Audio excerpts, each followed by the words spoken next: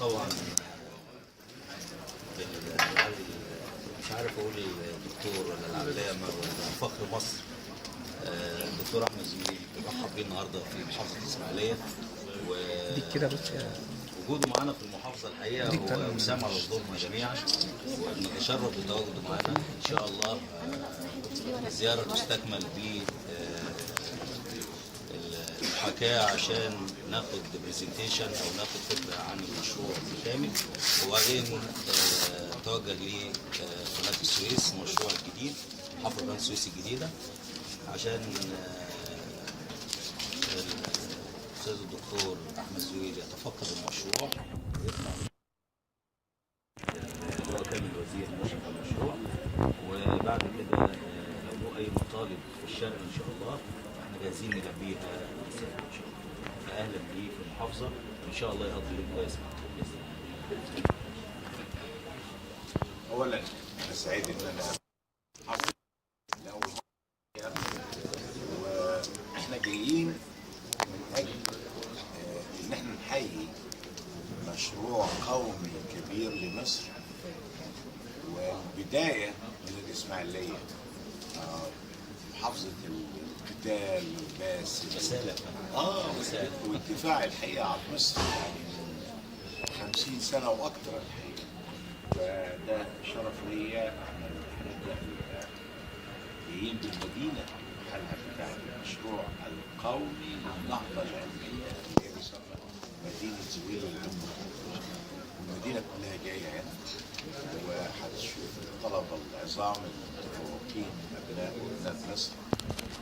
هنقابل السيد بعد السيد المحافظ، هنقابل السيد الفريق، وهيكون زي ما قال السيد المحافظ في عرض للمشروع القومي ده.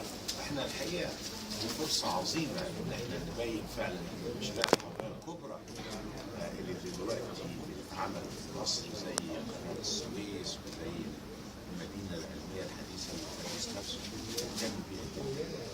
وعندنا برضه البدايه دلوقتي في الساحل الشمالي.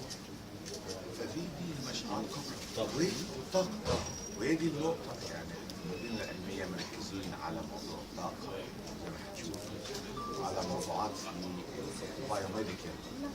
انا شرحت كتير قوي، مش كده؟ سمعناها في التلفزيون. سمعتيني؟ سمعتها وانا بنسال في لازم العلم الحديث يتطور بصوره ما يجيبش ان احنا نكون متخلفين عنه ب 20 30 سنه، ما ينفعش.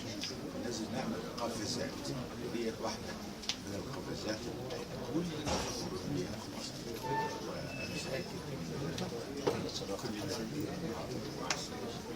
دكتور احمد، ممكن نسال حضرتك رؤيتك بصفه عامه للمشروع ايه؟ يعني وهل مشروع قناه السويس، وهل المدينه هتقدر تساهم بحاجه في المشروع، او ايه المقترح؟ او المشروع اصل اكشن، يعني في حاجه يمكن التاريخ كان عايز يعملها كده.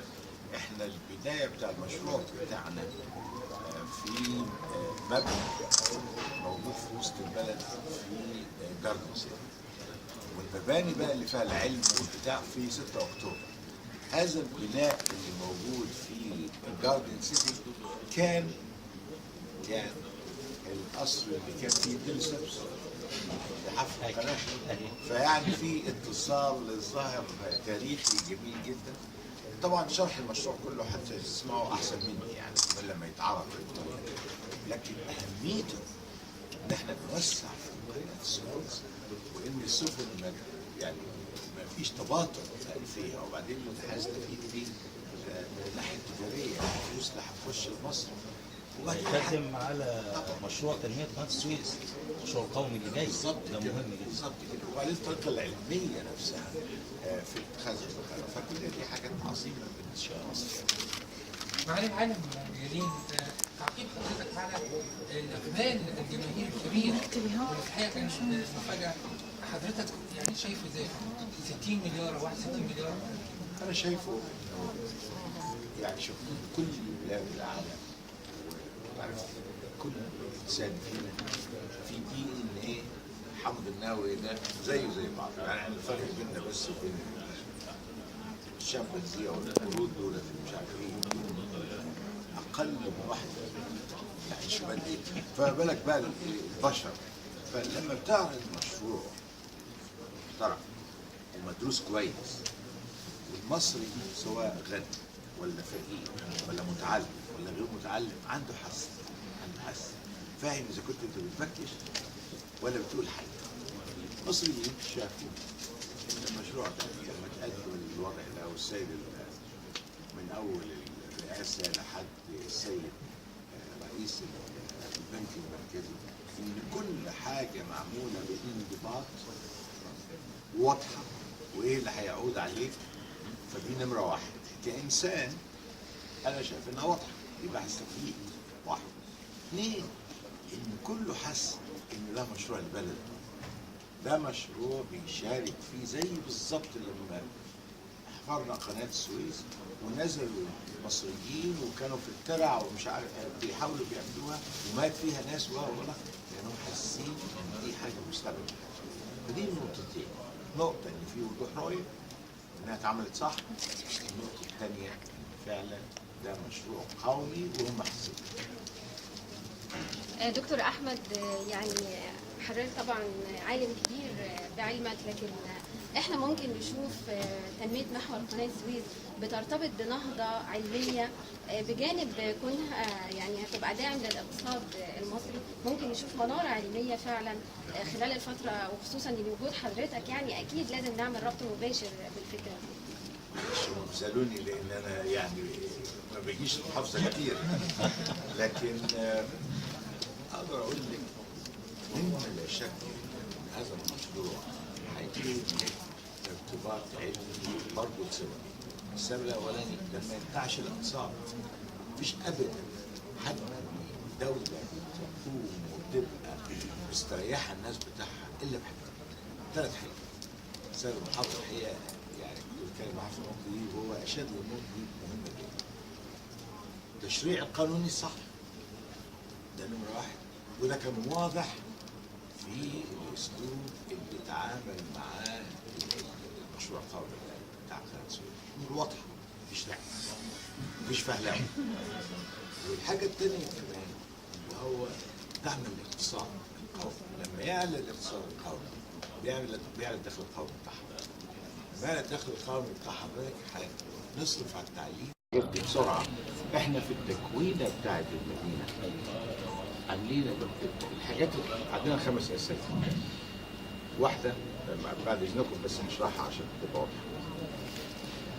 واحده اسمها الجامعه.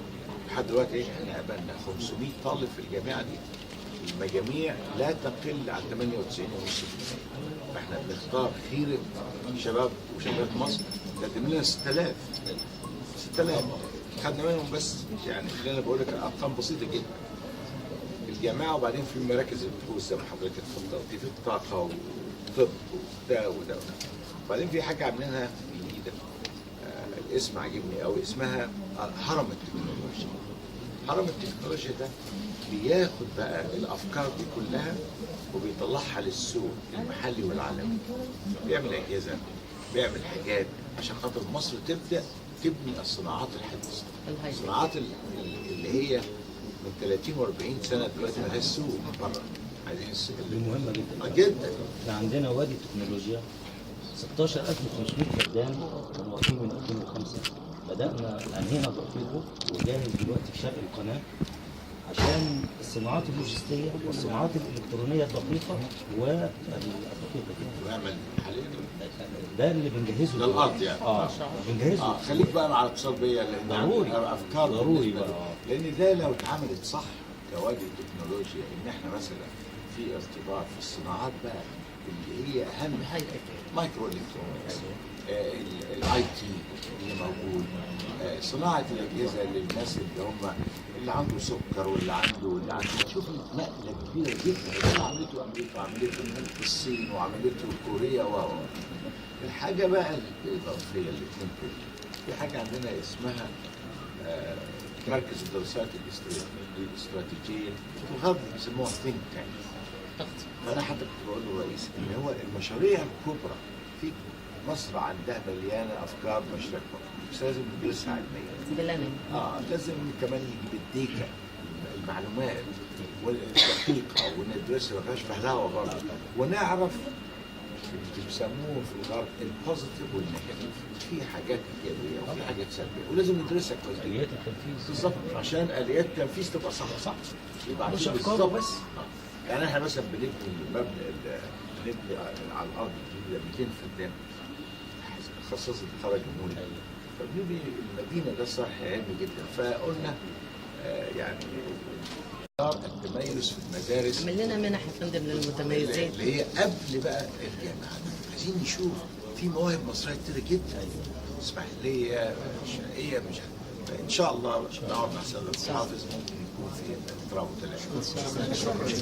لا ده احنا عايزين بسرعه، مش كده؟ يعني احنا عايزين بسرعه. وبعدين المحافظ شاب. ان اكشن مان. طبعا. فلازم نعملها على طول لان هو ضروري، والارض جاهزه. احنا جاهزين. جاهزين.